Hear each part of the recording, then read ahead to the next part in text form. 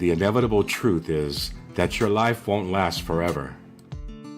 You think about the people you love deeply, and thinking about it might actually hurt.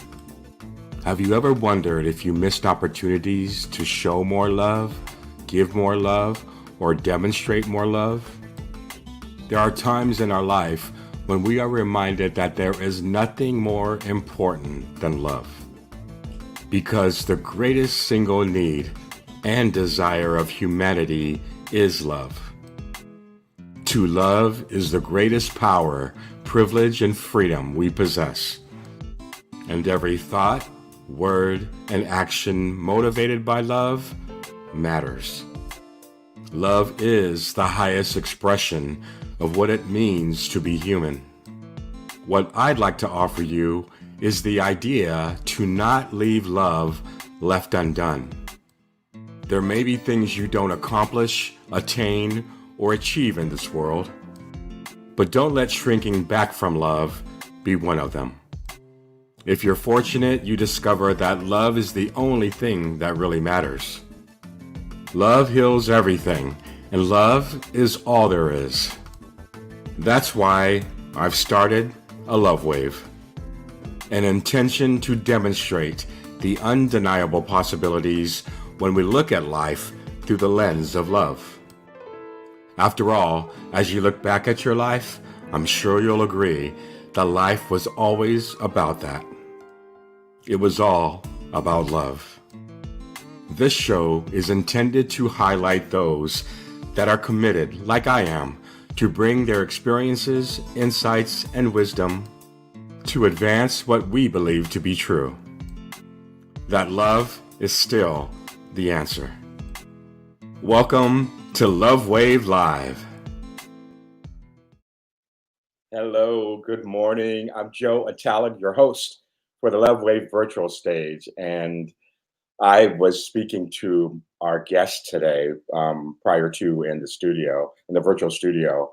And I'm just so energized for her to bring just an important message about loving yourself with boundaries. And Jillian is just going to share some personal anecdotes and insights and results that I think will absolutely just resonate with you, not just in her own personal journey, but it's so applicable in everything that was happening in our lives today. Before I bring Jillian on, I wanted to make a few announcements and actually direction for those of you who are watching live. In the chat, please introduce yourself and tell us where you're watching from.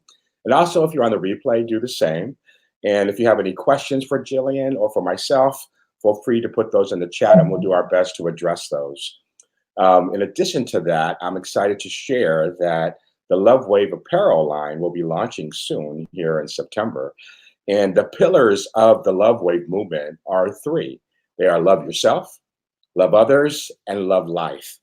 And what I'm excited about is that Jillian is really going to touch on all three of those pillars. And you'll see. And after she's done on stage, I'll come back and we'll have a conversation about some of the important components of how boundaries is such a huge act of love, not just for ourselves, but maybe in relationships, those that we're setting boundaries with. And so I want to introduce to you our guests for our virtual stage today.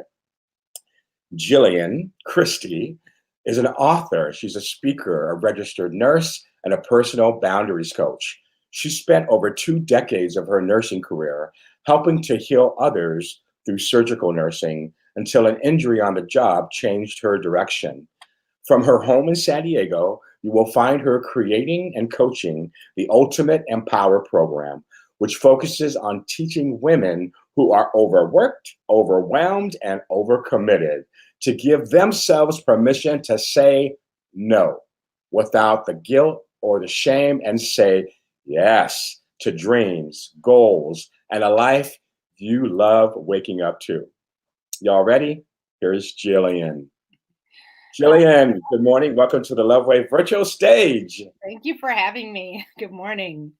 Good morning. First of all, I'm a little jealous because you are in my hometown. It's getting a little cooler here in Arizona, but I know y'all had a heat wave in the last week or so, or a heat wave, you know, and I kind of chuckle when my friends and family from Southern California are just, they're wigging out because of the heat. I'm like, yeah, come over the border to Arizona. We'll show you what it's all about. But I, thank you. I'm very thankful for the cool mornings again. Yeah, absolutely. Well, thank you for being here today. I know you're speaking about loving yourself with boundaries.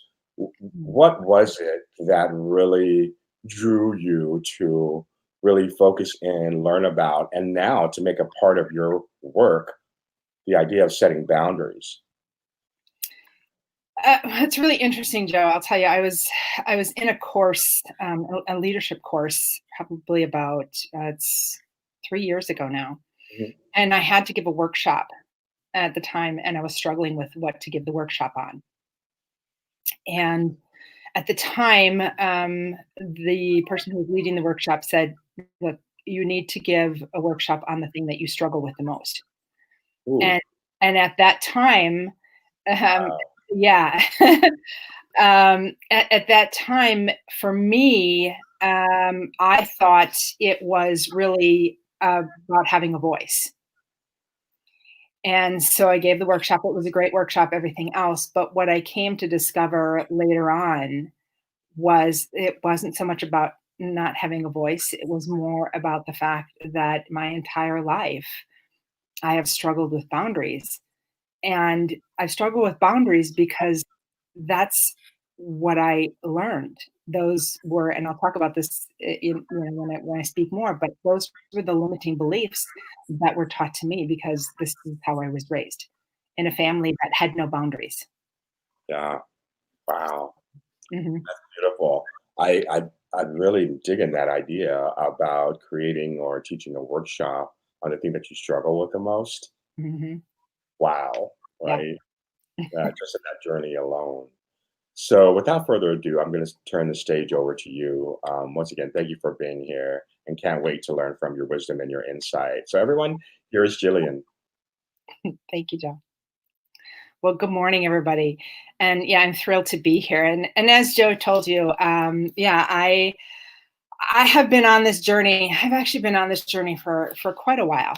And I've struggled with boundaries my entire life. I grew up in a family in Wisconsin. I'm originally from Wisconsin, and I there were no boundaries in my life growing up. There just were not. You did what you were told. You were the good girl. It was a struggle. It really was a struggle for me, and I can remember being 4 years old and listening to my mother tell everybody that I was shy.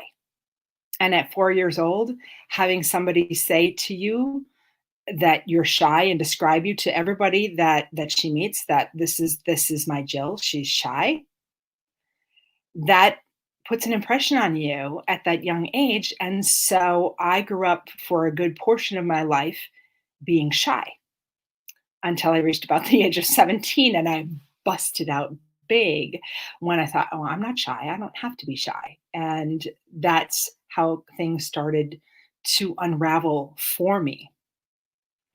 And I can remember one of the things that was really difficult for me was growing up. I grew up in an Irish Catholic family in Milwaukee, of all places. I was raised with guilt.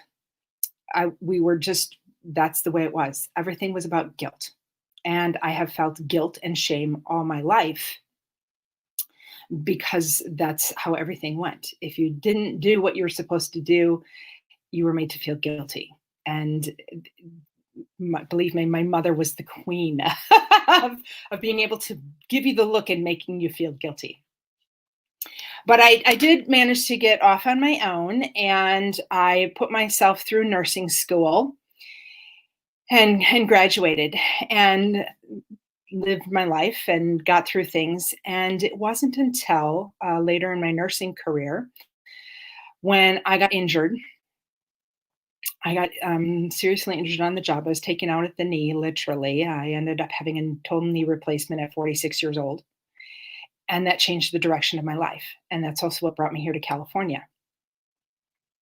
And so when I got here to California, I had to reinvent myself. Nursing wasn't a possibility anymore. And so I started coaching.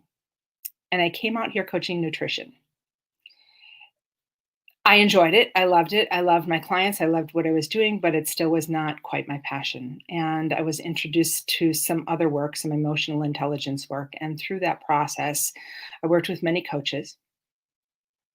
And I was in a process a few years back.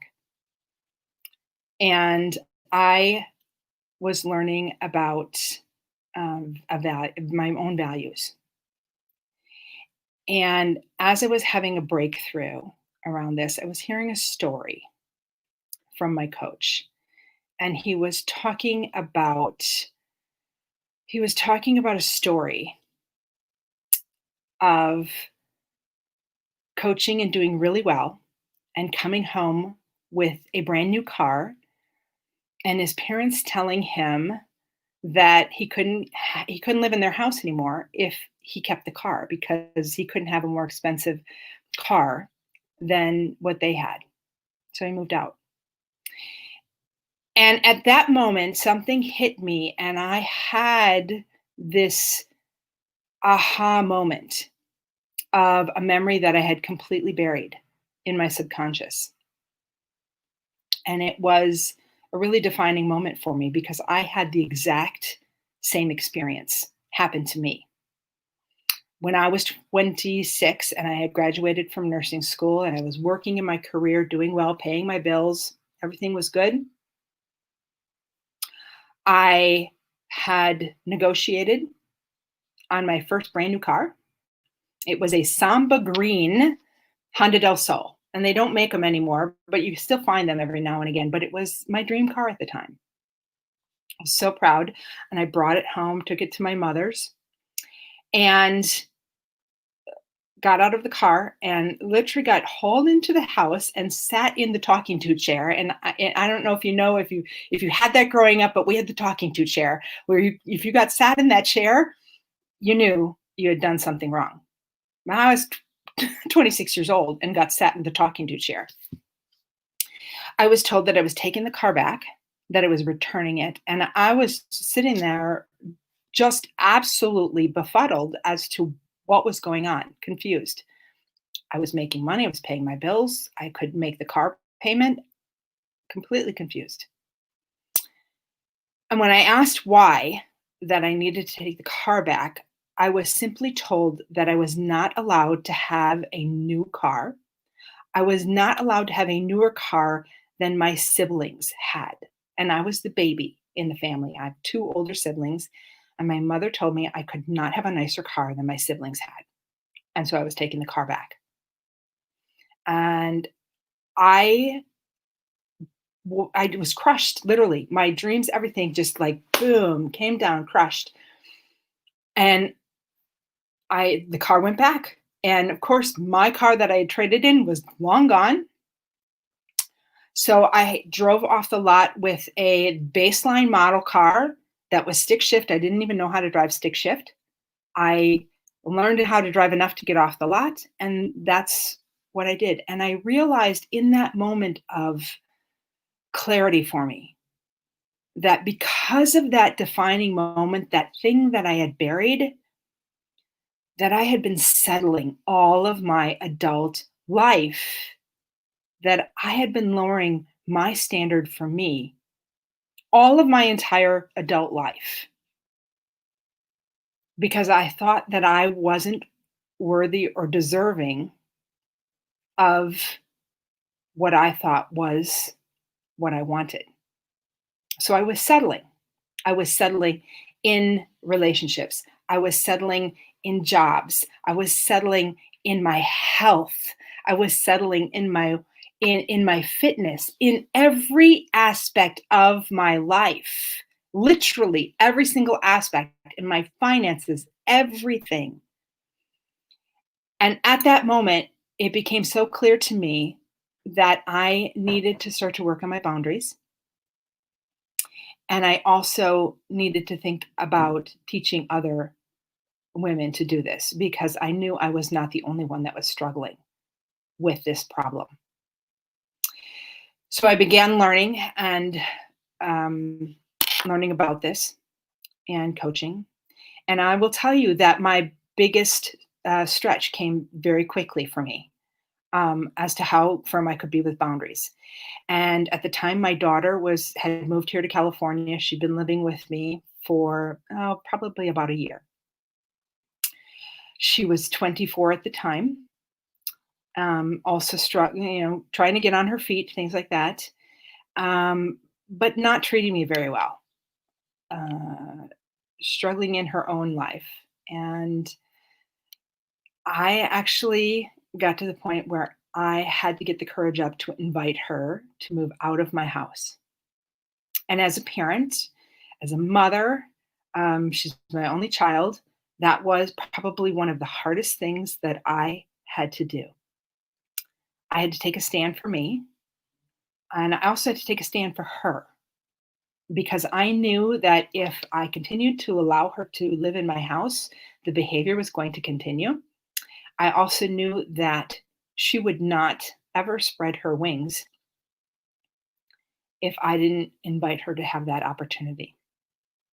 So, excuse me, as hard as it was, I invited my daughter to move out of my house, which she did, not happily, I will tell you. However, excuse me, it was a rough year. And a year later, I will tell you, our relationship is back on track. We have a stronger relationship than ever. She is doing well. She is motivated. She's actually moving to a new living situation. We're actually about to flip flop places. I'm moving back down to San Diego County. She's moving up to North County, where I live here in San Diego County. And she's happy. She's doing well. And I look back, and as hard as it was to hold those boundaries and to stand firm in that, it was well worth it. Definitely well worth it. And I will tell you, one of the things that I've learned along the way, and one of the first things that I teach my clients is to look at their limiting beliefs.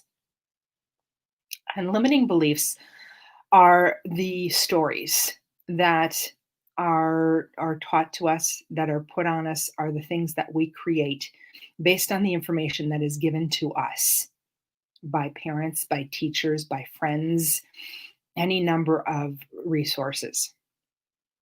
And what we need to do is we need to take a look at that information and decide, is this true for me? Is this really true for me?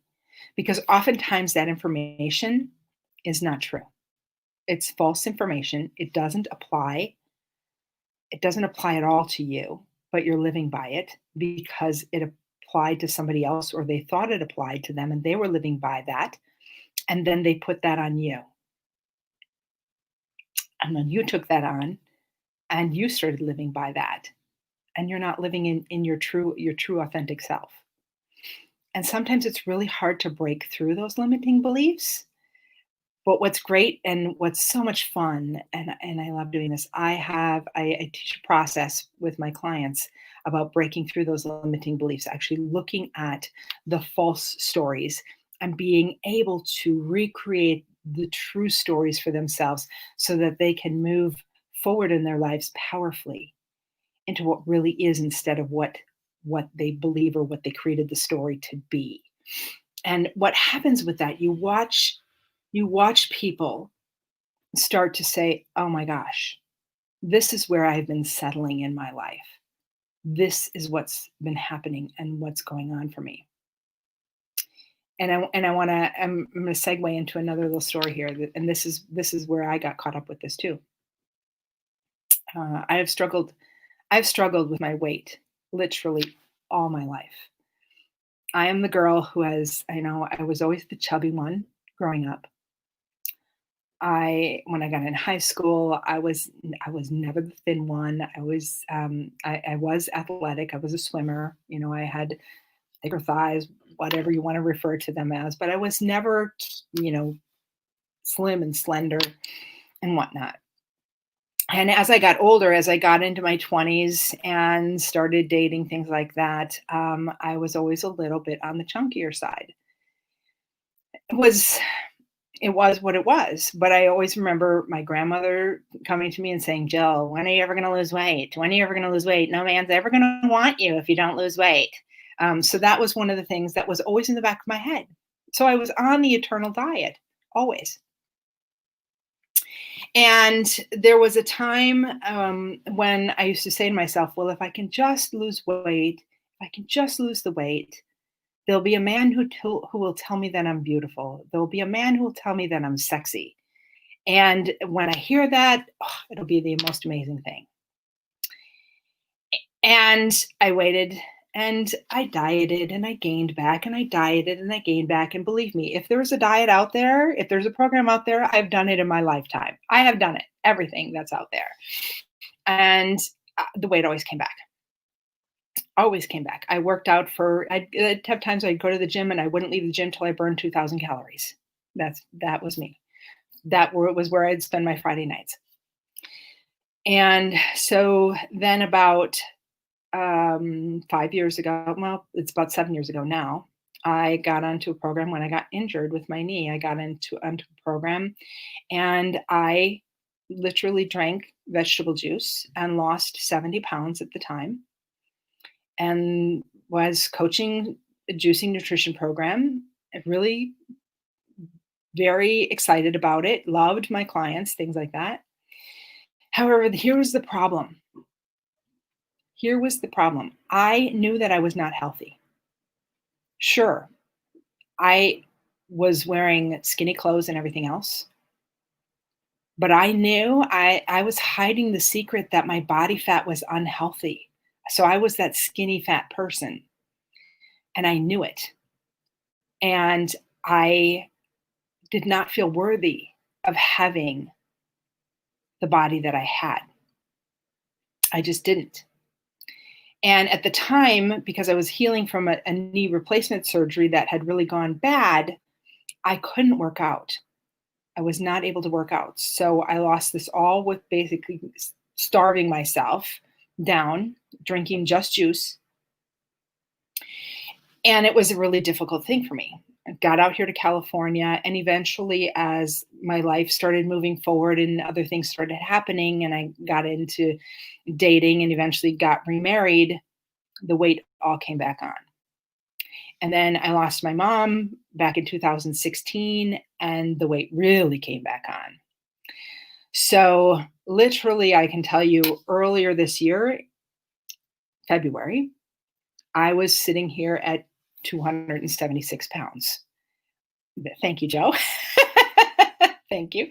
Yep, that's me, 276 pounds. And my body hurt, my knees hurt, everything hurt. Every day I couldn't comfortable to sleep at night. Every day was horrible. And it was really difficult for me.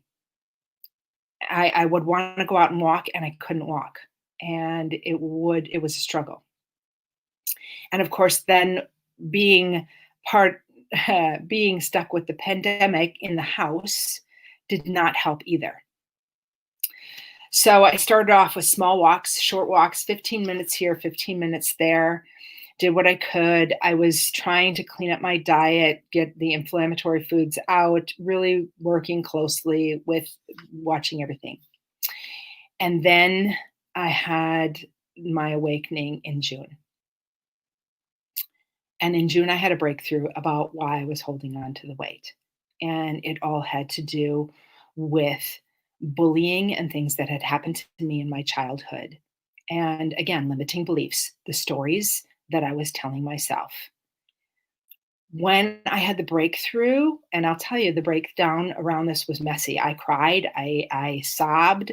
It was not a pretty breakthrough with this.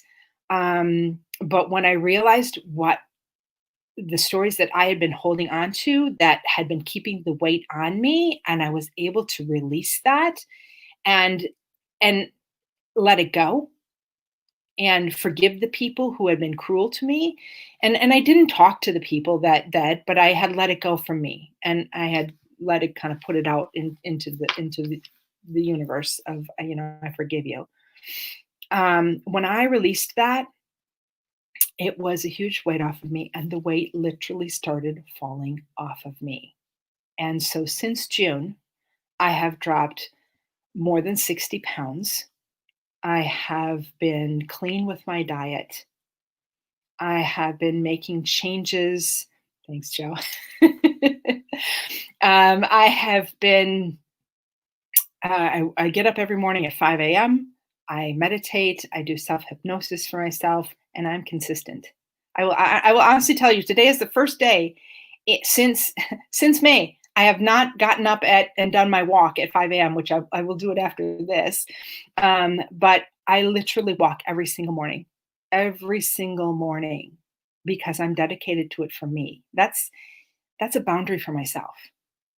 That is the boundary, because I want you to know boundaries are not all about saying, this is not happening in my life.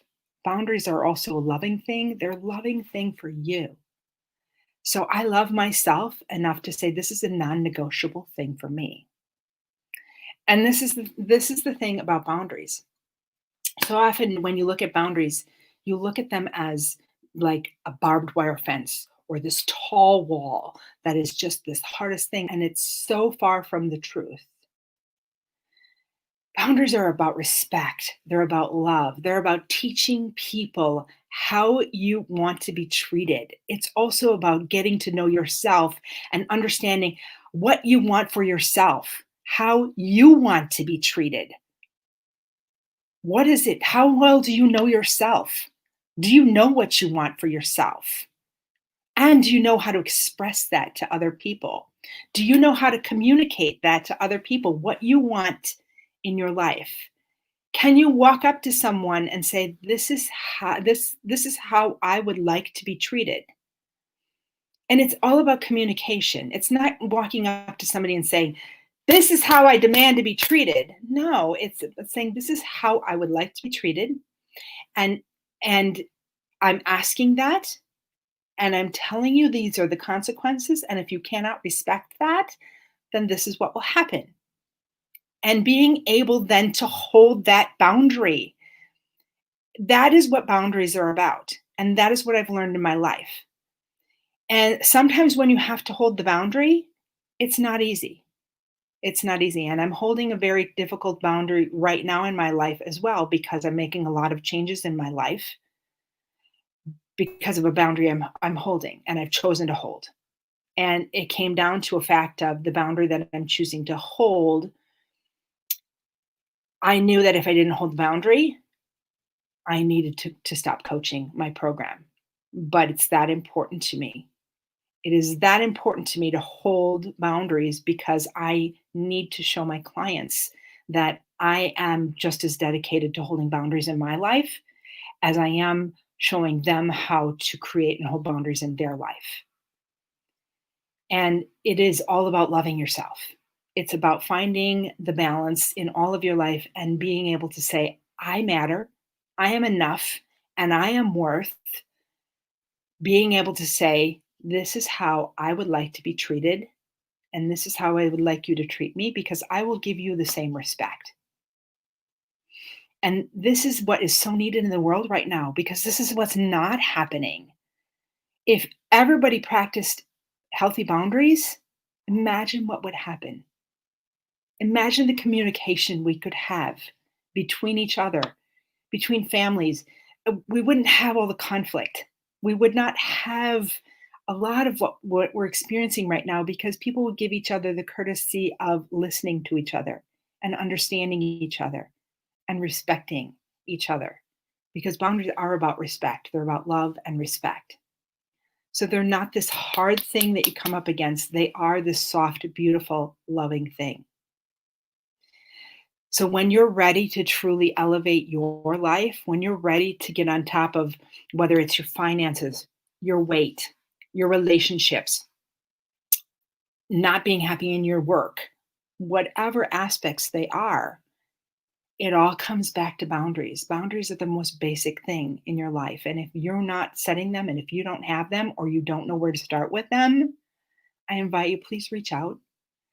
Please, reach out, check out some of my materials. I'd love to offer you some resources and see how you can start to integrate boundaries into your life and help you with that. And if my Empower program is something that you think is right for you, I invite you to come check it out. So this is not something that happens overnight. This takes practice. And it takes a little bit of dedication, first of all, to yourself, and second of all, to your life. So, boundaries are the loving way to move your life forward. And if you want to achieve your dreams, your goals, and a life that you love waking up to, I would invite you to come check me out over at JillianChristie.com. I'm the boundaries babe, and I'm here to help you find powerful boundaries in your life.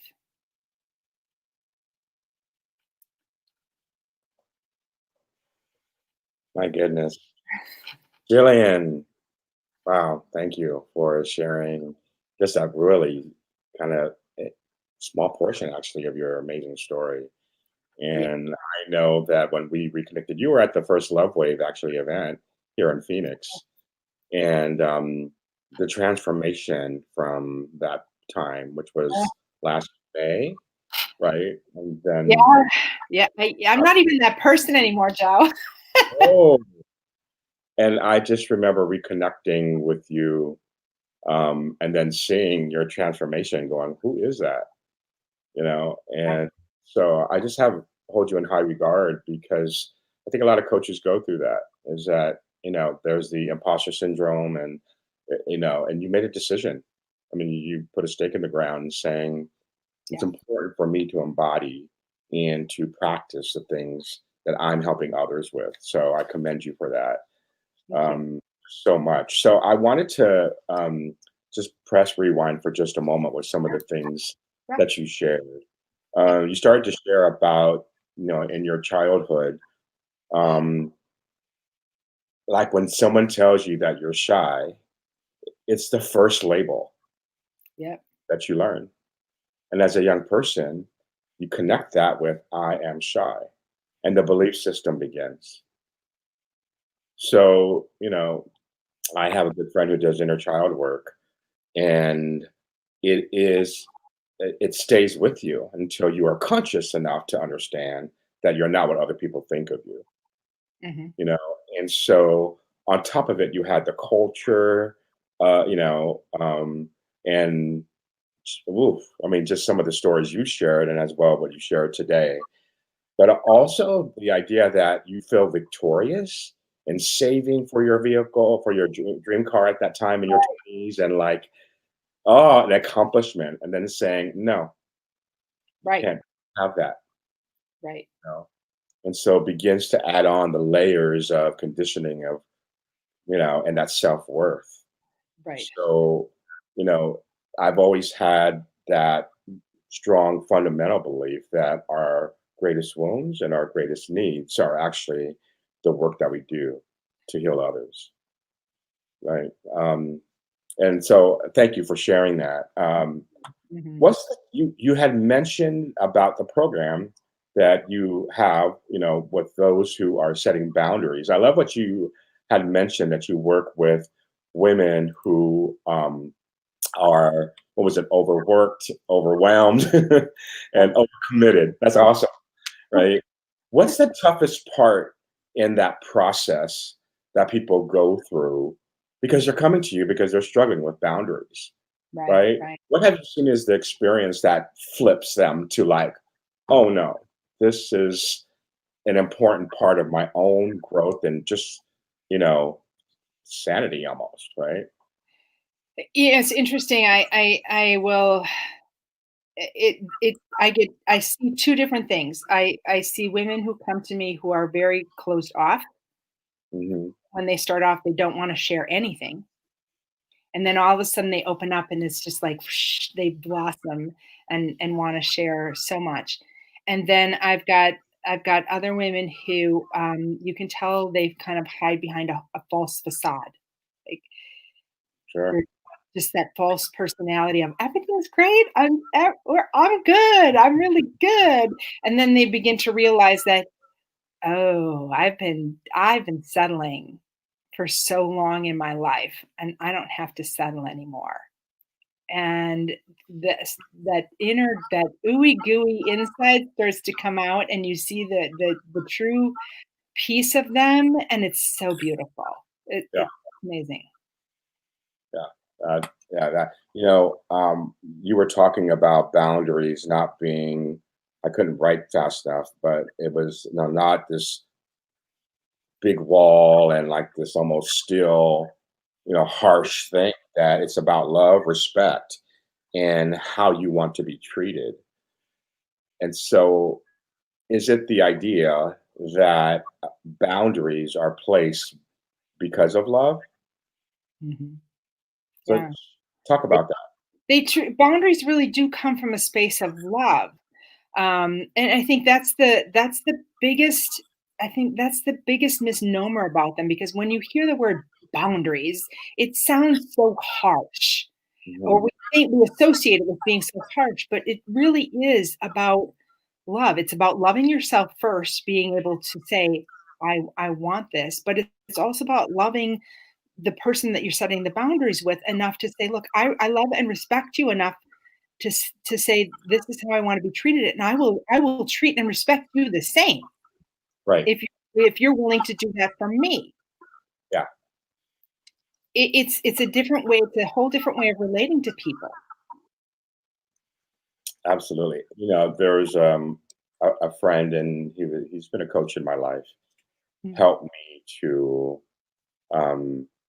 create a definition of love in the mhm, work that I want to do, and it is that love is an unconditional commitment to the yeah, well-being of another.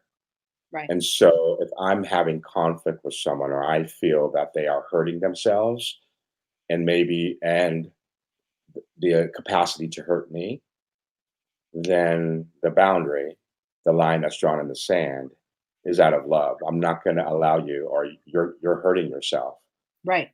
Well, this is the standard that I have. I see you beyond the behavior. I see you beyond this argument, this conflict. I see you, and that's love, and it's tough love.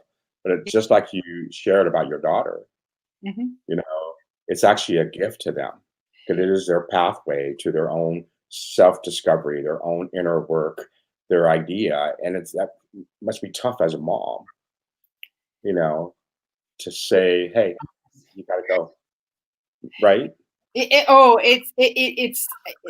yes, it's very tough, and I can tell you that, when that was going on, even my daughter's story on it, she's like, you know, it didn't bother you. I'm like, you have no idea. Like, that just Mhm. tore my heart out to have to do that. But I knew as a mom, and I don't coach family. I don't coach friends. I'm very cognizant about that. But being where I'm at, and the work that I've done, I can see where things, what's possible for people. And I could see what was possible for her if I did take that stand. Mm. And so that's what was so difficult for her. She's like, "You think you know it all." I'm like, "Trust me, I don't know it all. I never claimed to know it all, but I do know a little bit more than you." But it tore my heart out. But I didn't tell her that. That's not what she needed at that time. Well, she didn't see it as love. No, no, Yeah, no. yeah. And so, what was the circle? I mean, what happened in that journey? Well, you don't have to go into a lot of detail, but what was happening for you in this time before as the space that you had, right, with your daughter, because of the boundary that you set? What Yeah. was happening inside of you? And then also, if you're have the liberty to share, what was happening with her? Yeah. Well, during the last year, um, she did move out and she did find a living situation for herself, and she spent it was a very passive aggressive communication with her, so it was very difficult to communicate with her, even to find out, like, there were certain things that I would need to find out from her, and just trying to communicate with her on that was very difficult. I will say I often had she's I would have to leverage her car in order to get her to respond to a text, which was not always an easy thing because nobody wants to have to threaten their child, in that Right. way. But in order to get a response from her, sometimes I'd have to do that. But um, what's happened in the meantime is I've continued to work on myself, but I've done a lot of deep work in this last year and uncovered so much about my past, my life, finding out the amount of bullying and abuse and emotional abuse that had occurred in my life that I had buried. Excuse me, I had it buried subconsciously, Yeah. and it didn't start coming out until after the pandemic started. And I don't know if it was being isolated in the house or the work that I was doing. I was working a lot with self hypnosis.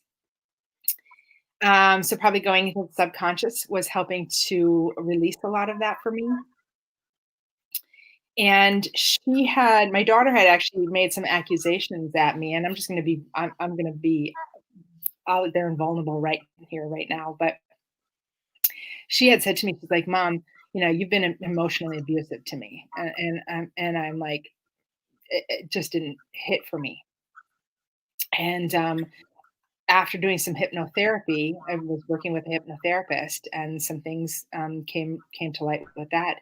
I actually, she took me out for my birthday back in the early August, and I actually cleared with her, and I said, "I just want to tell you," I said, "you were correct." I said, "I didn't know this. I had some emotional abuse in my past." And I said, "I'm sorry. I may have taken out some of that on you. I don't know if I did, but if I did, I'm really sorry." And and we talked about it, and we talked through some other things. Also, having come from a very codependent, dysfunctional family, Sure. I said to her, I said, I stand by what I told her when she was a senior in high school. I put my foot down with with the codependency and the dysfunction in my family. I said, it stops with me because I'm not having this continue in this part of the relation. And if Right. that means I have to split from the family, I'm going to split from the family. And that is exactly what I've done, is split from my family to stop the codependency moving forward in my Yeah. branch of the family. Right. And we talked about things like that, and I said, "I don't want secrets, I don't want all of that stuff anymore because I don't want that history because that's what's created where we are now." Right. And to watch her open up since that time, she's I I hear from her, she calls me, she comes to visit, she talks to me. It's like a whole different person, and a lot of the passive aggressiveness is gone. I've watched this weight lift off of her shoulders Right. with this, and not that she doesn't still have her own work to do, and Sure. that's the thing. I can't do that for her. I can't do the work for her. She's gotta do it on her own, but the fact that I could clear what I needed to clear with her Yeah. was yeah. Wow. So the cause and effect of boundaries, absolutely beautiful. You talked about you wanted to find your voice, Mhm. right? And so, what would you share with those who are watching? What are some of the key components to this idea of finding your voice?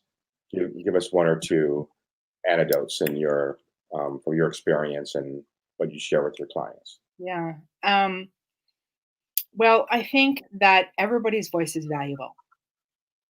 And I so often hear, and I have to say that I hear this more from women than I do from men. Not that men don't experience this, but I probably because I work more with women. But I've heard so many women say, I said this one thing one time and somebody told me it was stupid. And so I think that everything that comes out of my mouth is going to be silly or stupid. Mhm. Let go of that because Yeah. you are valuable. Yeah. And so speak what comes from here, Mhm. because what comes from here is what's from you. Yeah.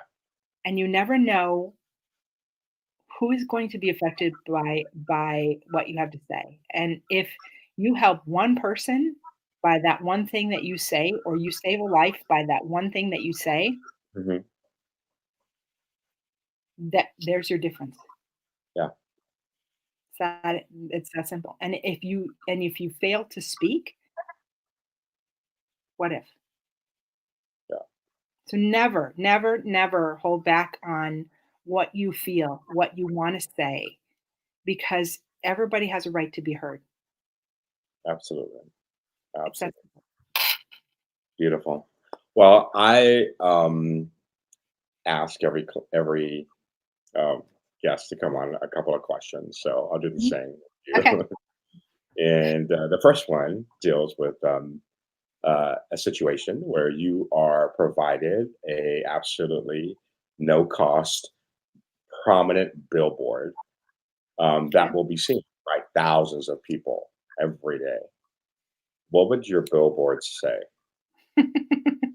I can tell you this one. Mine would simply say boundaries, got 'em. Ah, I like it. Mhm, Yeah, that's really, really good. mhm. Yeah. That's I love it. That's awesome. Okay, the second question is this. If you could be remembered only by your words, what would those words be? Hmm. Only by my words.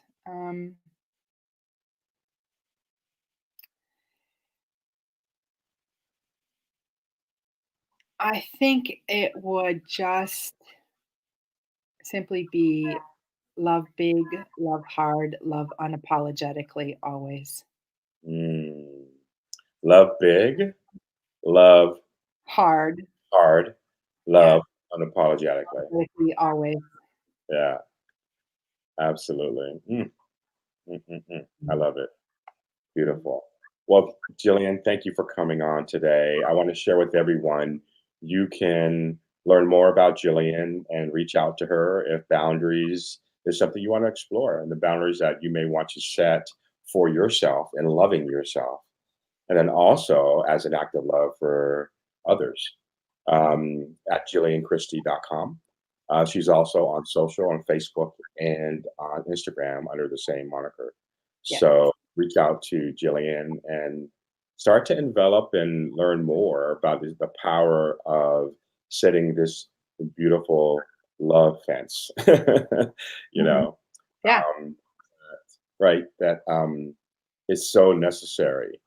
And I think that this idea of finding our voice, you know, this is the perfect antidote to that. This is the pathway to that is setting boundaries, Mhm. It right? is. Because you're stating, I'm valuable and you are too. Right. I'm going to, because we teach people how to treat us, It's right? very And true. because I know who I am and what I deserve and what I'm worthy of, right?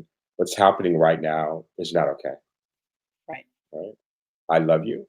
However, and then, so everyone has their own way in which to articulate, to do, and to set those boundaries. But Right. at the end of the day, it comes down to a decision of who am I, right? Right. You know, am I worthy? What is my worth, right? Right. Right. And, just like you have deconstructing your limiting beliefs to realize that they're not your beliefs. Mhm. They were actually placed on you through a conditioning system that you had no control over.